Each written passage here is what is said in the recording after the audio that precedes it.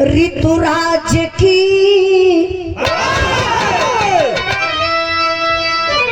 ऋतुराज की गोद में मांजरे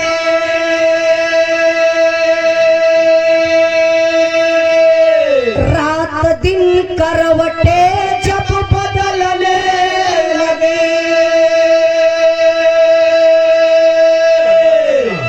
शादी शर्मा गया गुल बदल दे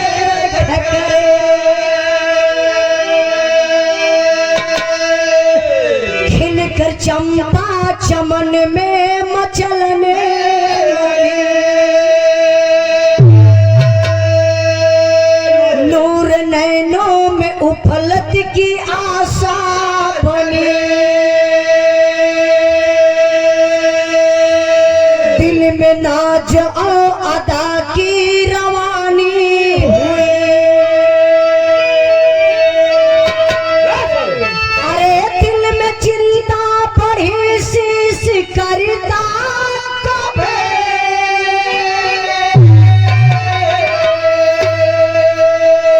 धार सर पे सुता जब सयानी हुई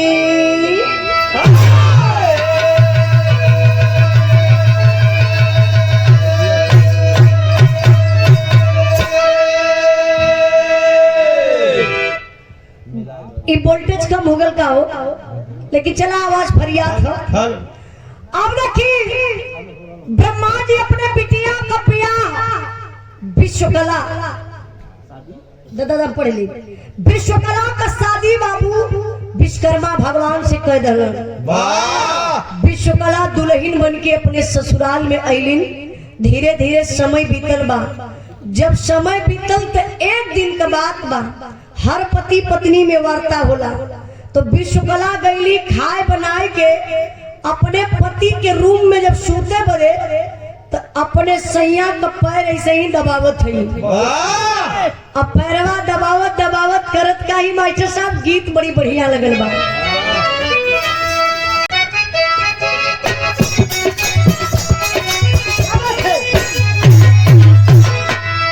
बोला प्यार न कबहू नहीं है कै गुजारिया हो नजरिया पानी का बरसा बदरिया ना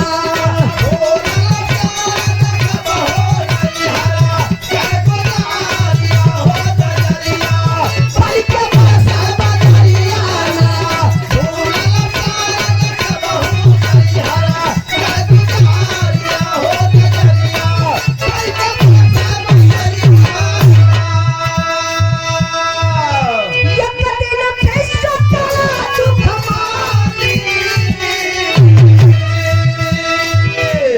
विश्वकर्मा से पानी सैया बजया चक्र बना के पहला विष्णु इंद्र के जाके हमारे भाई पाप का कैला डाकदारिया हो नगरिया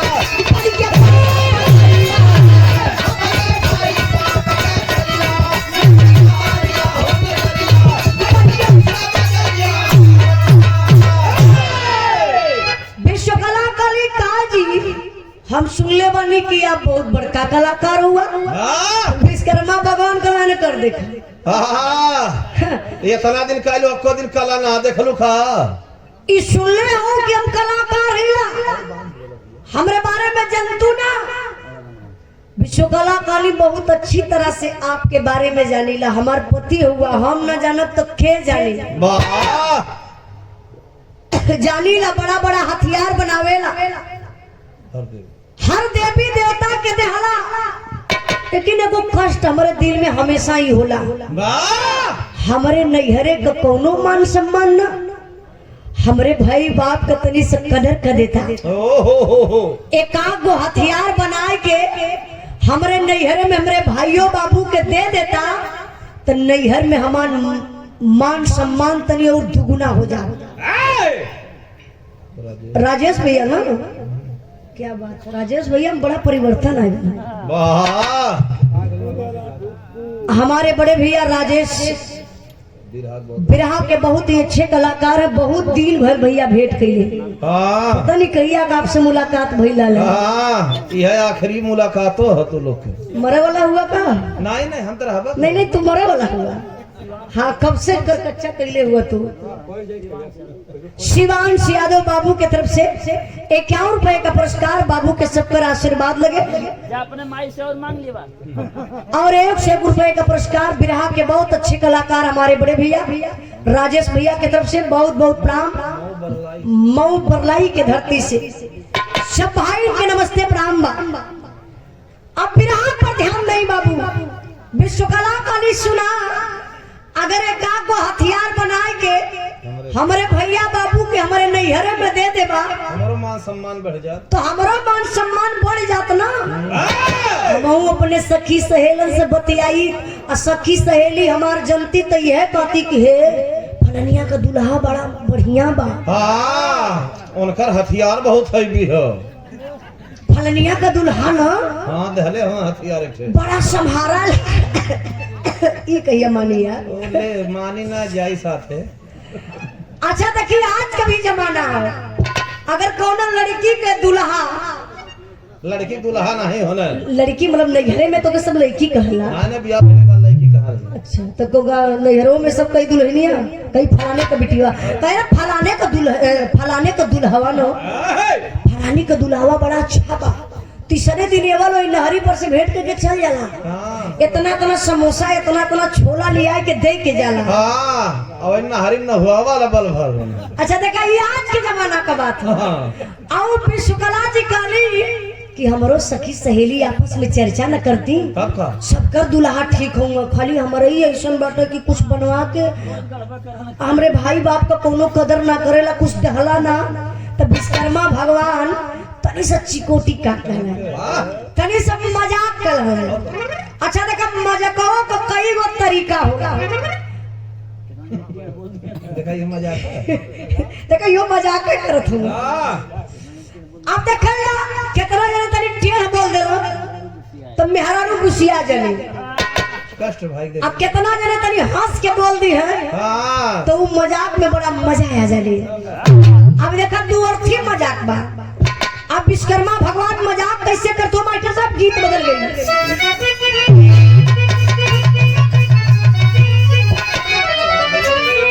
क्या बात है? सच कहो तोरे आमन से हमारे,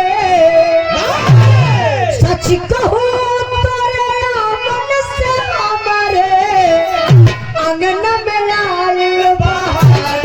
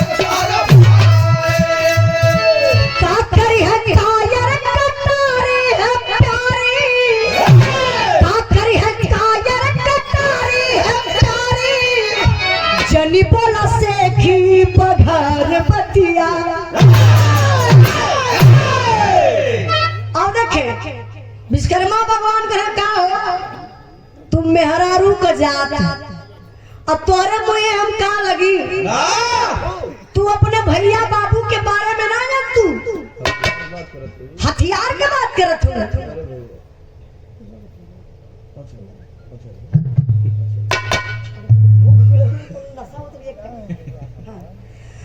तू अपने भैया बाबू के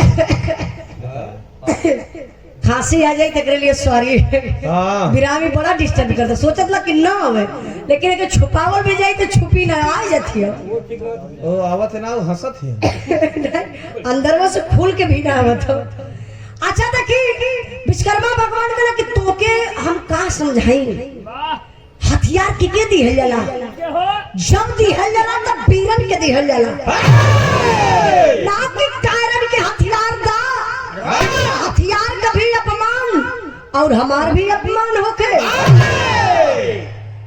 तो अपने बाप के बारे में ना जान तू तोहर बाप ब्रह्मा जी वो तो नंबर 1 का कायर है कहीं भी लड़ाई देखिए तो घर में घुस जाइए और नारद का बात करत हो तोहर भैया नारद नारद तो नंबर 1 का चुगला हूँ चुगला कारण नारद जहते कुछ न पावा हड्डी फेंक तू कुकुर लड़ावे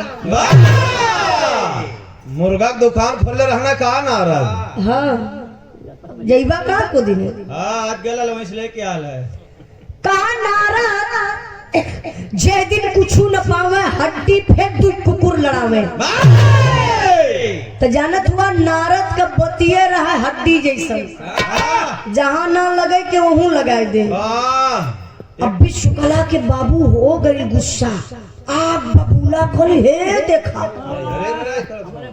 हमारा नैहरे का बुराई बाप हमार कायर भाई हमार चुगला ये सही है ये ससुराल में ना आग लगा के फूक दा अब गुस्सा में गईली बाहरे से दरदरायल घर में जाय के विश्वकला ये बाबू अपन जो कपड़ा पुरान नया रहल कुल इकट्ठा कलहली इकट्ठा कई के हेतनी बड़ी गठरी बनौली वाह वो साया डोरी खींच को ही भर दहनी गठरी बनाए के कखिया तर दबौली आ जब कखिया तर दबौली तो विश्वकर्मा भगवान घरवा में गए लगल है देखा देवी तो नाराज हो गई अब जाए के हथवा जोड़ के देखा कोनो भी मर्द हो बाहरे मर्द बहुत शांत बतिया उनको हमार मेहरारू एक शब्द ना हमसे बोल सकेले बड़ा हमार कदर करेले भले राती को मरेंगे बोल दबा इसका भले से घर में जाए के रोज मनावे तक तो उहे नहीं उहे काम कैले विश्वकर्मा भगवान अब बाहरे ना घरवा में जाए के कहले हे देवी मान जा देवी मत जा हम कैसे खाई कैसे न आई का पहिना के लेके सूता अब देवी माने कहीं गरम हो गई है अब तो गुस्सा में लाल है तब कैली का मास्टर साहब गीत बदल गई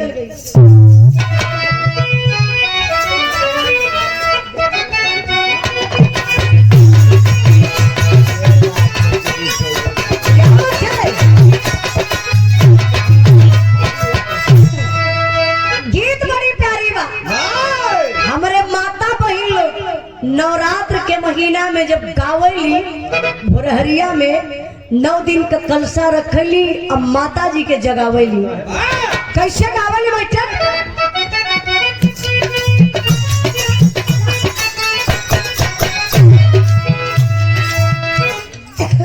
इनको संभाले क्या उजाला के जिम्मे एक एक्स्ट्रा काम आ गया पहले इनके संभाल लेला तब बोलते बस बस अरे निमिया की डालिया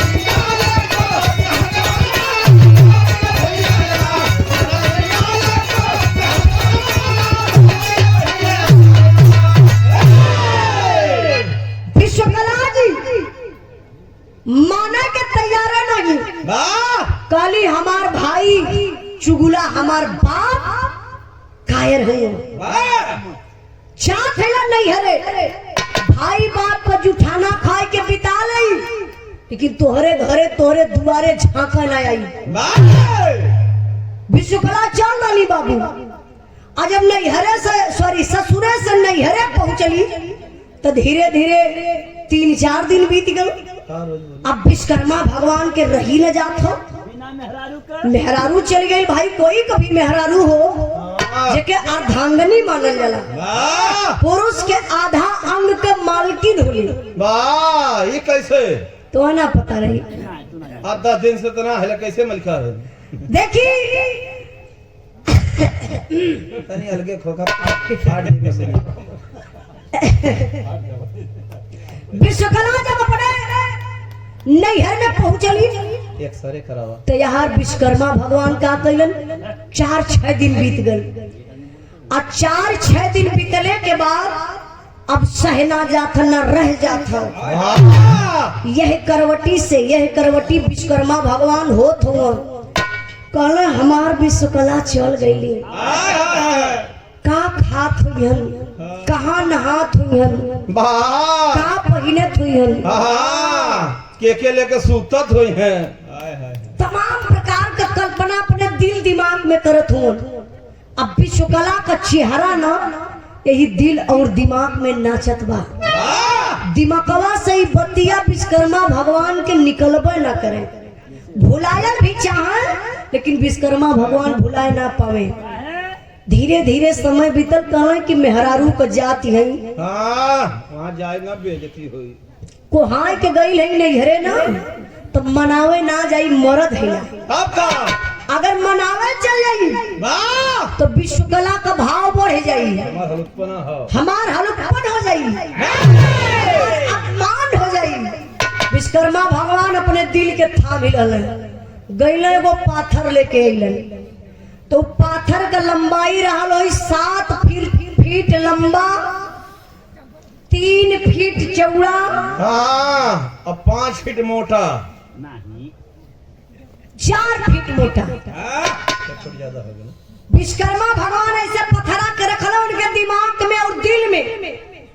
भैया बस विश्वकला का चेहरा नाचता। जब भी चित्रकार कोई चित्र के बनावेला तो करे दिल और दिमाग में उहे चित्र नाचेला तबे उके उतार पावेला, सेम कॉपी कर पावेला। विश्वकर्मा भगवान छीनी हथौड़ी लगल और वही पथरा के गढ़े लगल। अब गढ़त गढ़त गढ़त गढ़त गढ़त गढ़त गढ़त गढ़त गढ़त गढ़त गढ़त गढ़त गढ़त गढ़त गढ़त गढ़त इतना सार गढ़त में पत्थरे खत्म हो जाए। बिना कंत कामिन कल्पे, बिना कंत कामिन कल्पे, कामिन बिन कल्पे कंत लचार, कलाकार काहे के कल्पे जकरे हाथे हुनर ये पार। विरह वेदना से पीड़ित विश्वकर्मा जी मन किए विचार, अब बना के पत्थर की मूर्ति तब विश्वकला को किए तैयार। विश्वकर्मा भगवान एकदम सेम टू सेम विश्वकला का रूपवे बना दल वो मूर्ति आके।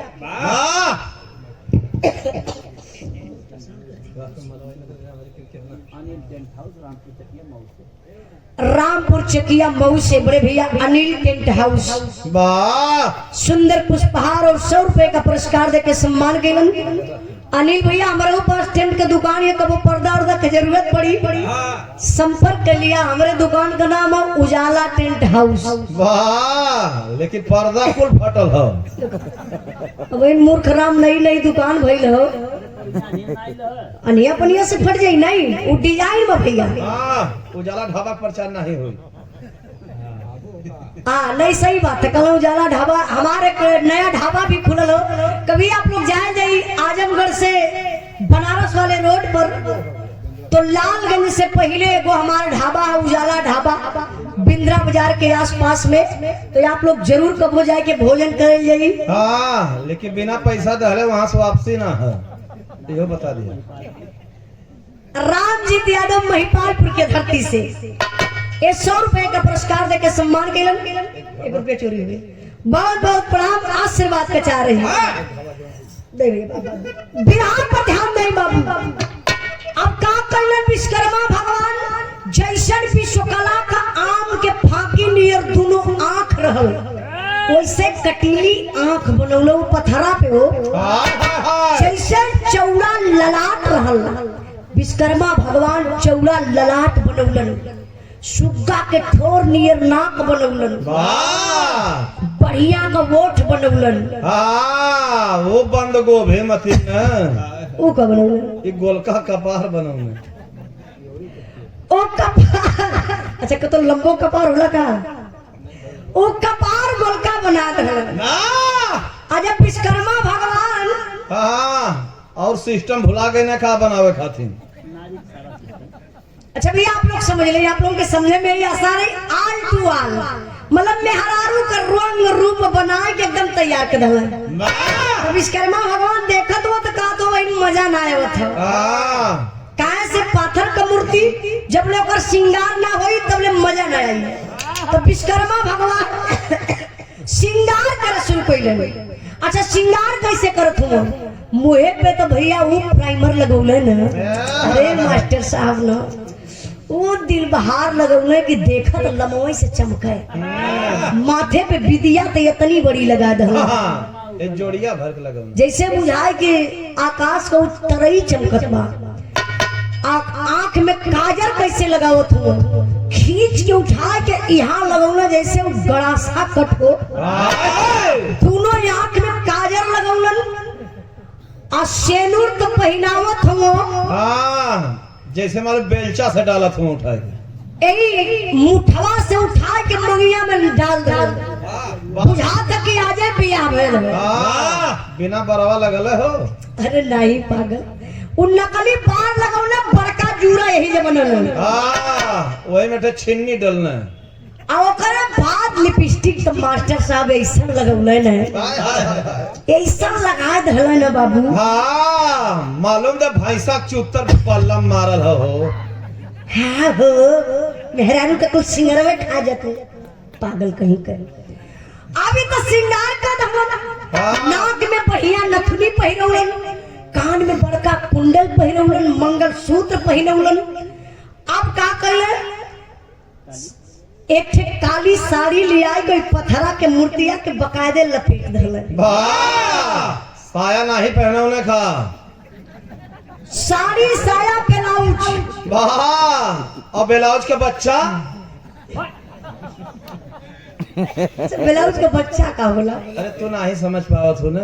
अच्छा चलो भैया हमारे वहां तक पहुंचना शायद हमारे दिमाग वहां तक जाते ना हो यही बोल करी साड़ी साया ब्लाउज मतलब कुल कपड़ा पहनाए के सारा श्रृंगार करके अब ले जाए के विश्वकर्मा भगवान मूर्तिया के खड़ा कहाँ करते हो पता हो जहाँ सुतत रहे हरियन बेडवा हो वही सीधे दुवरिया के समनवा वही देवलिया कैसे उठकुन दे के मूर्तिया कैसे खड़ी कर मूर्तियों डिजाइन में रहे हाथ एक तरीके से एक गोड़ आगे हो आगे चुन्नट मार के सरिया में लपेटले हो देखे में एकदम यह लगे कि हमार विश्वकला विश्वकर्मा भगवान जब थक जाए उनके याद सतावो अपने विश्वकला का तो धीरे से जाए कोई पथरा के मूर्तिया के सुहराए ले अरे हमार विश्वकला हो विश्वकला तनकी नरमा जातू न तो काम हो जात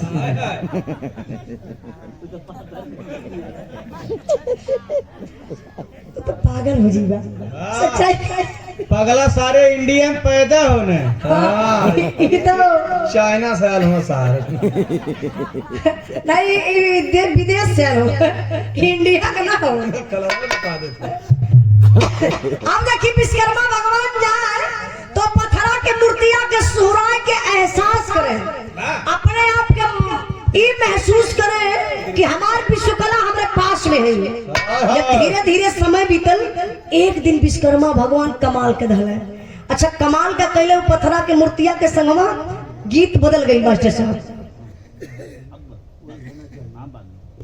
एक बाद फिर होती हो अच्छा अब एक बाद देखे तो होती बा के पूरा ना होई तो आपका फरमाइश पूरा करता थी, लेकिन पहले के सुन ला मां कितनी मजा बा। आवा बच्चे सब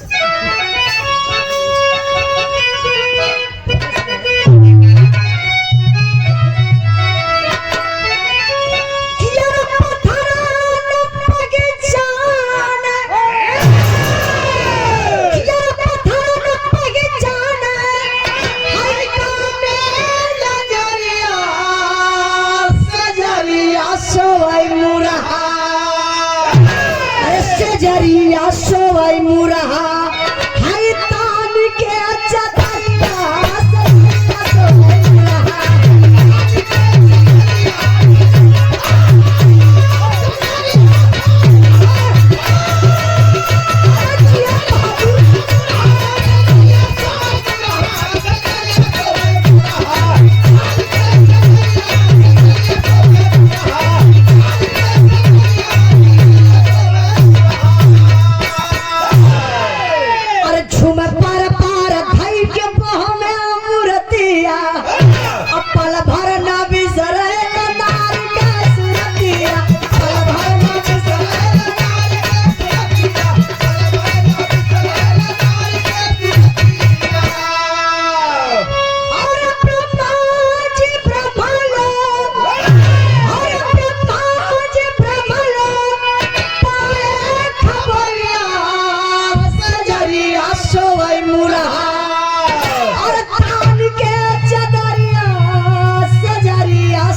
मुरहा। विश्वकर्मा भगवान क्या कैलन, पत्थरे के मूर्ति के देखत देखत ना उनकर ईमानवा बिगड़ गल, ईमान डोल गल। लिया के पत्थरा के मूर्तिया के भारी हमारी पकड़ लिए ना लिया के भैया हो वही चौकिया उलट दहलन उल्टल ना जौने बिस्तरवा पे सूतत रहना विश्वकर्मा भगवान वही बिस्तरवा पे पत्थरा के मूर्तिया के लेटा दहलन। आया परहु का कहले कोई पत्थरा के मूर्तिया के बगलिए में सूत गईले। एक चदरा ओढ़ के वही पत्थरे के मूर्ति के साथे बाबू रात भर टांग फंसा के सूते बिहान कर दे। देखा कहाँ जला मास्टर साहब तू मत घबरा, तू परेशान मत। आप काम करे जैसे आप लोग देखी ना हम बिस्तर मतलब कि पति पत्नी के व्यवहार हो जाए, धीरे धीरे समय बीतो। अब यहाँ का बात आप लोग छोड़ो या विश्वकर्मा भगवान तो बड़ा खुश हुआ, टाइम बीतत बा। एक दिन का बात बा, ब्रह्मा जी कौन कहो हमार दामाद बिटिया के अइले हमारे घरे इतना दिन हो गए, बिटिया को कबो हलियो चाल लेवे ना आइलन। आखिर रीजन का बा? बड़ा क्रोध में ब्रह्मा जी करत कहूँ मास्टर साहब आए विश्वकर्मा के घर पर क्रोध मानी, मूर्ति पे गिर गए कमंडल के पानी।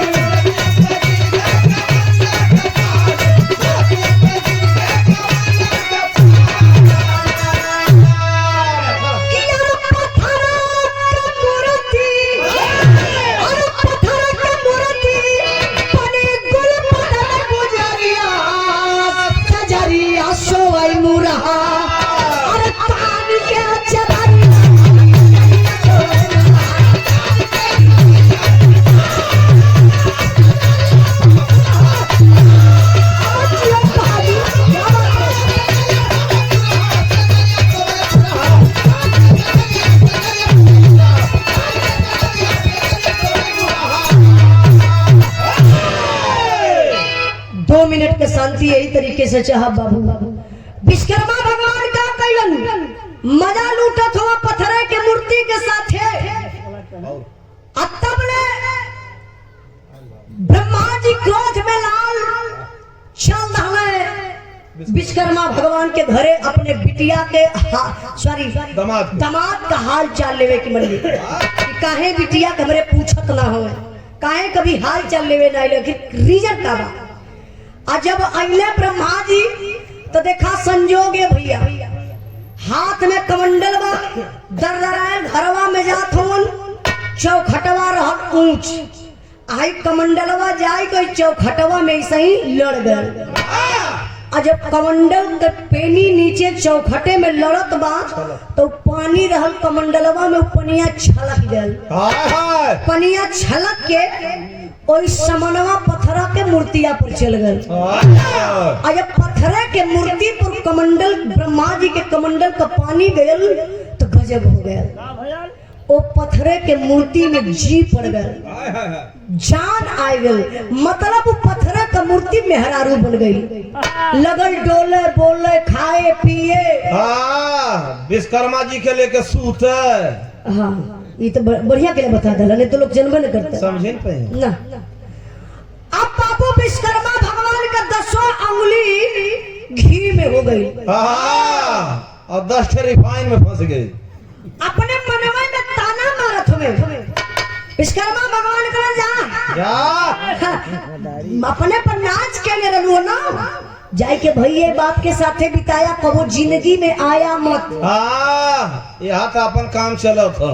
धीरे धीरे समय बीतल तो एक दिन ब्रह्मा जी अपने बेटा नारद के बुलौले। नारद से कहले कि कहो बेटा एक बात हमरे समझ में ना आवत बा। हम बिटिया के घरे गईली विश्वकर्मा के घरे तो देखली कुल ठीक ठाक रहा, लेकिन अब हम ई समझ ना पौली विश्वकर्मा भगवान के घरवा में कोनो मेहरारू को चूड़ी बाजत रहा। लगत कोनो सेकंड हैंड लियल हमें। बेटा हमारे बस के बात तई ना बा कि हम पता लगा ले। नारद तू जाता आ एकर पता लगा के उता। अब नारद जी बाबू जब इतनी बात सुनलन उठा लेन बीड़ा। अब बीड़ा उठा के करत कहवा मास्टर साहब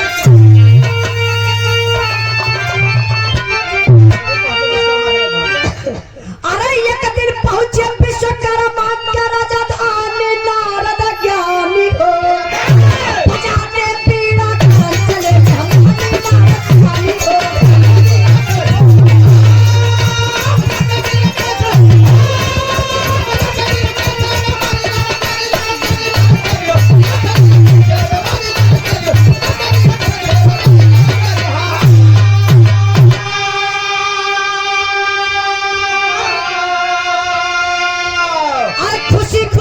गले मिले हंसी के बहानो सार हो आवा भगत में जुटी गई विश्वकर्मा प्रेम प्रसार हो।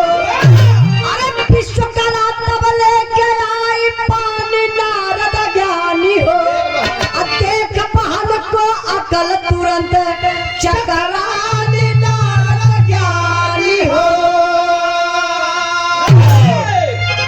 अब देखिए नारद जी नारायण नारायण नारायण नारायण अब करते हुए आ जाते हैं विश्वकर्मा भगवान के दरवाजा पर। अब जब विश्वकर्मा भगवान देखले कि अरे वाह ये तो हमरे सार जी आ गए। नारद जी टोपी लगा के बैठल हमारे साथ, देखा बिस्तरा उस्तरा लगा दिला, नारद जी के बैठा दिला घर में ना वही बहरे।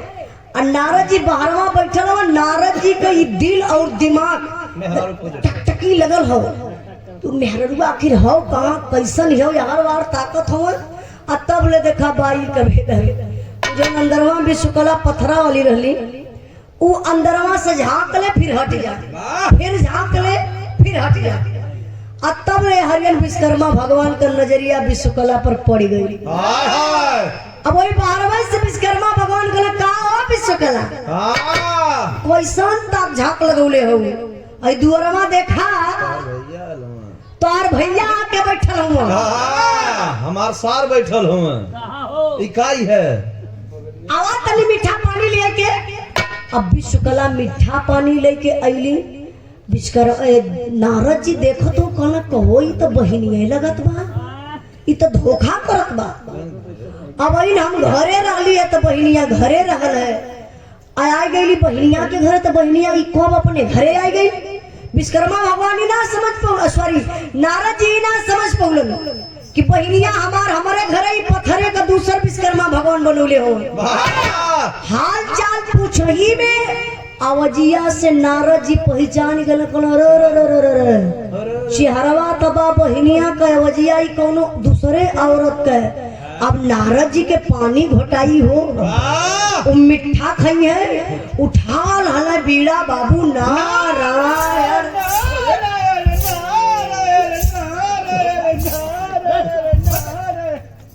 बैठा हो नारद का सार, बैठा।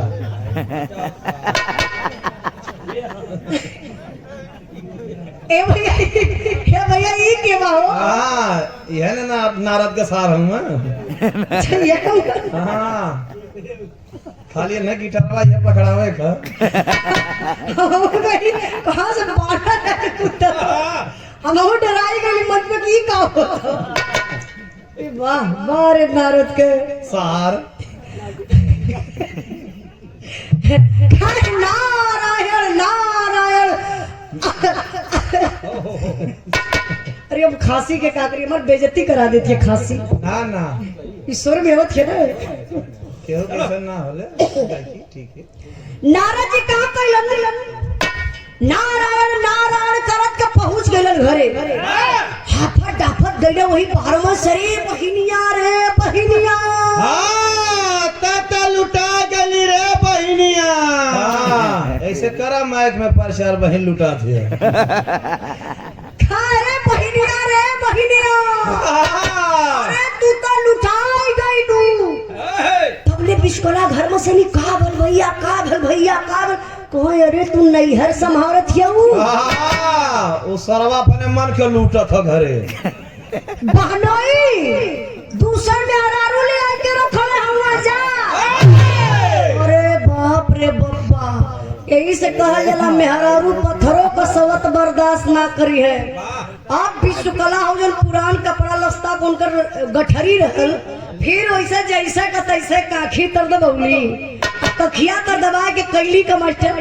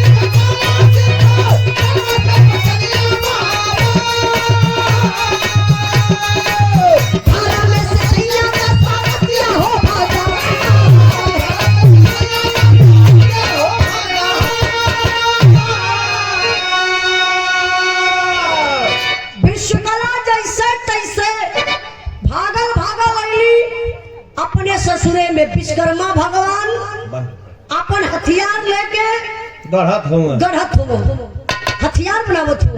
बोले विश्वकला के खड़ी बड़ी करी का हो? तोरे शर्म ना लागल? हम का नाराज होई के नहीं हेरे चल गईली। कौन से बर्दाश्त नहीं भयल? कम मनौले होता तो हम ना आई होती। हमारे जियते दूसर मेहरारू लिए के घर में रखे ला। वाह सवतिया कहाँ बा? बोलावा सवतिया कब बनो? विश्वकर्मा भगवान देखले कि विश्वकला तक क्रोध में है, लगने हंसे खल देखा है काली ना कि तू मेहरारू को जा। अरे के तो के बता दला कि हम दूसरे मेहरारू लिया नहीं। अब भैया बिहौती नो ए भैया ए दू जने भैया ढोलत हो बैठ जा जहां के तहां 2 मिनट खाली। ए भैया काम नहीं हो बतिया था।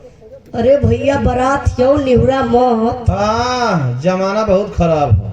जमाना से का मतलब है? मराई यहाँ तो यहाँ घरे जाके का? अरे पाकिट मराई और का बराती मराई? तो साफ साफ बोला सच्चाई बात। गोलू भैया समाज सेवी बड़े भैया जी की तरफ से एक पुनः दूसरा पुरस्कार। समाजवादी पार्टी के आप बहुत अच्छे सिपाही हैं, बहुत बहुत प्रणाम। 51 रुपए का पुरस्कार सब भाई के प्रणाम है भैया। अपन लोग बैठ जाए 2 मिनट के बाद फिर बतिए ना के हो खोजत हो लोग नहीं खोज रही बाद में 2 मिनट के बाद वही बैठ गए 2 मिनट में हमारे बिरहा रह गई बा, फिर ओकरे बाद आप लोग खोज लिया जे कि खोजत रहिए, ऐसे सुने वाला भैया लोग डिस्टर्ब हो जाइए, आप लोगों के बात विचार में थोड़ा बहक जाइए। अब विश्वकला भैया है बिहौती दरदराई घर में गईली, तो जब पथरा वाली विश्वकला मेहररुआ बनल रहली, उ देखत है तो आराम से भैया वही चरपैया पे सूत के हाँ मैक्सी उठा के बेना से हवा लेते देखे गए लगा, वो बेचारी अपन खर्राटा खींचत थी, आ तब ले भैया या सिल्की विश्वकला जाए कि ये झोटावे पकड़ के उठा के बैठा दली, काली करे सबतिया घर हमार दुआर हमार भतार हमार, हाँ लेके सुतता थी तय रोज। तबले वो पथरा वाली वो विश्वकला कम थोड़ी नहीं, इहो उठ के तम तमाय के खड़ा हो गई, कहली हे देखा हे सबतिया का ये बार पकड़ी कोनी कोरे कोरे कोरे करे सबतिया तय कहां से रे भतार, हाँ भतार हमार बनाई ल हम खियाई ल हम, हाँ सुते खातिर तय मार करे थी। आई तू कहां से आ गई? हाँ बोल। अब भैया दोनों कम ना पड़त थी, पथरा वाली अपने आप के असल की अपने आप के, अब यह बार पकड़ के खींचत ले के बाबू अली वही अंगना में, अकैली पटकी के पटका पटकी पटका पटकी पटका पटकी पटका पटकी पटका पटकी पटका इतना पटका साया ब्लाउज कुल फाट जाए उनके। जब कैली पटकी के पटका रे बाबू विश्वकर्मा भगवान का दिमाग घबराए लगल, समझी न पौना कि कौन असल की विश्वकला कौन नकल की है। वाह कपड़ा पहले रहते तो चिन्हाऊ जाती कुल। फरार के मंत्र चलौला, कहा असली नारी असली हो जा, अब पाथर वाली नारी हो जा फिर से पाथर, पथरा वाली विश्वकला ऐसे स्टॉप। तबले असल की विश्वकला कली सवतिया जबले घर में रही तबले हमके चैन से जिए ना दे, हम चरियो दिन खातिर नाराज हो जाई। तो फिर विश्वकर्मा जी एक फायदा उठावे लगे हैं, एक फिर बना दी है, बस विश्वकला ऐसे धक्का डालिए पत्थरे का मूर्ति गिरल अरराय के, और देखा कि नीचवा से ऊपरा विश्वकला बस लियली छीनी और हथौड़ी, वही से बाबू काटे शुरू कैली। पहले दोनों हाथ काट के निकलली, गर्दन काट दली, सीना काट दली, और जब बाबू पेटवा पे मरली तब गजब हो गया। अब गजब का भेल, एक सुंदर सा बच्ची पैदा भइल हो बाबू,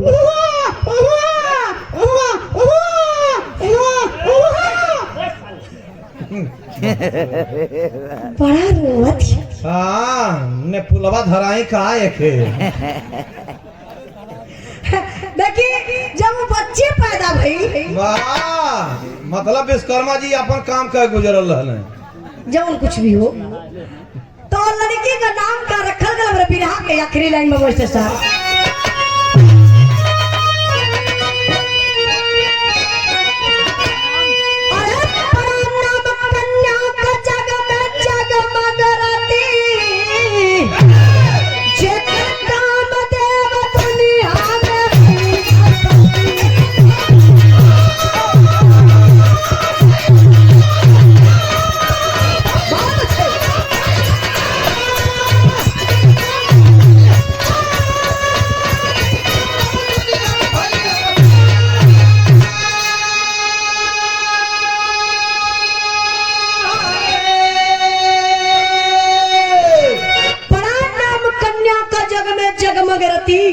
जेकर काम देव दुनिया में भइले पति, और लड़की का नाम रति रखल गल। जब सयान भइली रति का बियाह कामदेव से भइल। कामदेव बहुत बड़ी एक बार गलती कर रहल, कामदेव क्या है? कामदेव हर इंसान के अंदर पावल जाला। हमारे पार्टी में तो 2 जने कामदेव खत्म हुए के करे कौन कर अभी न कर तो आप तो जोरा पे हूँ है नहीं हवा कामदेव जेकरे अंदर रही है तूफान मार दिए तो बड़ी बड़े आप लोग देखले होगा साधु संत लोगन का कंठी टूट जाले। देखला आसाराम बापू के और नारायण साईं के और राम रहीम के और राधे माई के तू ना रहे कामदेव घूमिए कहाँ? कामदेव बहुत बड़ी गलती कैले। कामदेव के शिव जी जलाए के भस्म कर दल ओकरे बाद रति जाकर के शिव जी के पैर पर गिर जाती है। बिना पति के दुनिया में नारी का कौन गति, प्रभु जी हमरे पति के जिया दे। शिव जी कहना ये जन्म में ना अगले जन्म में जियाई, फिर से तोहार बिया हुई, लेकिन जन्म बदल जाई। अगला जन्म कामदेव का रति का का भयल, कैसे बिया भयल, एज हमार बिरहा आखिरी। आओ आप के बिरहा हमार सुने के रही तो हमार चैनल बा उजाला यादव ऑफिशियल आप लोग जरूर सब्सक्राइब कर लिया। उजाला यादव फैंस हमार फेसबुक पेज बा उजाला यादव करके पेज है, आप लोग फॉलो जरूर कर लिया। आप लोग फॉलो कर लिया तो लाइव बिरहा सुन सकीला। जैसे कि इधर लाइव चलत बा, तमाम भैया लोग हम जानत बने 1000-2000 लोग जुड़ल हो, सारे लोग फेसबुक पर देख रहे हैं। देखा सब पैसा कमा तू। बहुत बहुत धन्यवाद जितने भाई फेसबुक पर देख रहे हैं, सब भाई के नमस्ते प्रणाम। हमारे बिरहा का आखिरी लाइन बा कहना मास्टर, अरे नजरिया तरस नारी के बिना उजाला सूर्य शाम